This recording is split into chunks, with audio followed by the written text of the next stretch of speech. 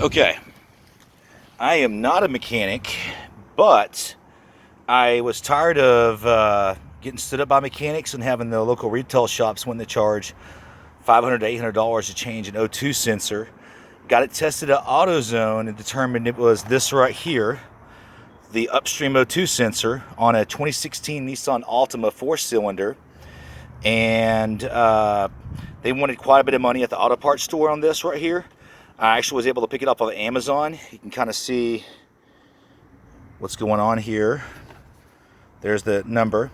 So I had to pick myself up a torque wrench. I didn't find anything that says specifically torque, but this is a 3/8. There is an O2 sensor type nozzle. I think all this cost me about 20 bucks at the auto parts store.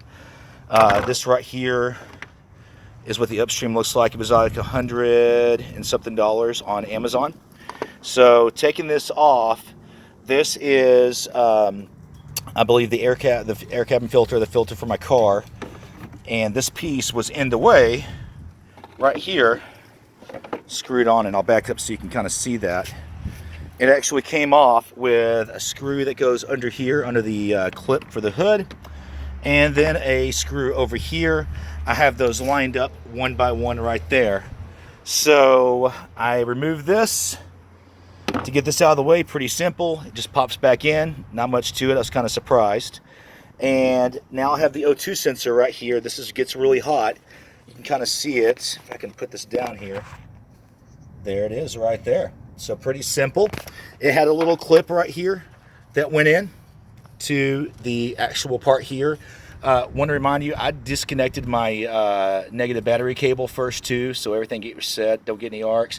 Went and took the positive off as well. Need to make sure that's moved over a little bit, just to make sure everything's good to go. Have everything reset itself.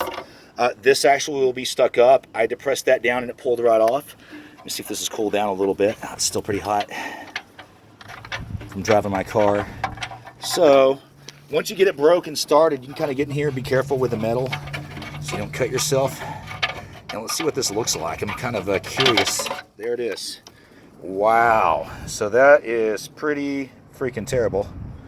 You can kind of see that. So let's put these side by side so we can see what we got. Make sure they line up. So this has the little plastic cap I have not removed yet. I'll remove that here in just a minute. They do line up to be about the same size, they look like.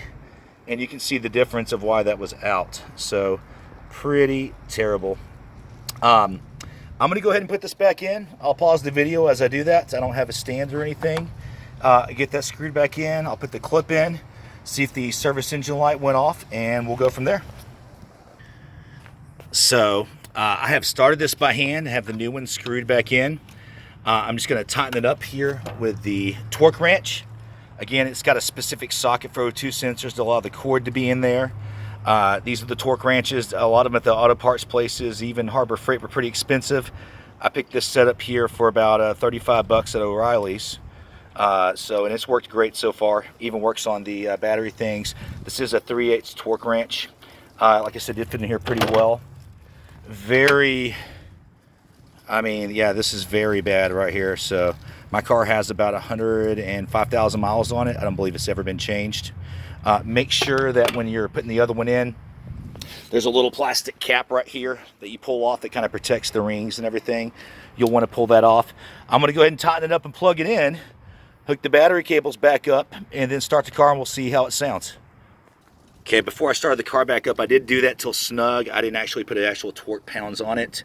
I'm going to go ahead and plug this part in right here, and then I'll get the hood back on here and the air rebreather back on in just a second. So here's kind of the air rebreather. It's going to actually go into right here, and it's got screws that actually go right there and on this left side over here. So I removed this. It was really difficult to get in there, but once I kind of removed that, made the job really simple. I'm going to pause while I put this in, and I'll put the battery cables on, and then I'll start the video back up and we'll see how it sounds. Okay, I do have the battery cables back on. Do positive first, then the negative, the neutral last. Have my air cover back on right here, as you can see, screwed in there and screwed in. Do that right there. Zoom in. Okay, screwed in right there. It just pushes back in. It actually moved pretty freely right there. So That's just how it was. Again, there's the O2 sensor. Let's start this back up and see how she runs. All right. Okay.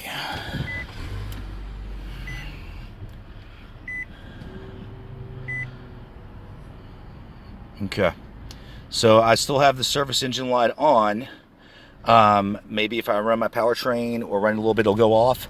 I may have to go by AutoZone because I don't have one of the items to clear it, or O'Reilly. So that'll be my next thing, is to clear this service engine light. But I did get that red, and it was the Upsteam O2 sensor when I had it tested. So I'll go ahead and post this. I'll put it down for the comments to see if that fixes it. Hopefully this helps somebody out. And like I said, you know, not a mechanic, not a licensed mechanic, don't do a lot of car work, but just an ordinary guy like y'all who just wanted to fix something without costing me $500 to $800 to get it fixed. So hope y'all have a great day. Bye.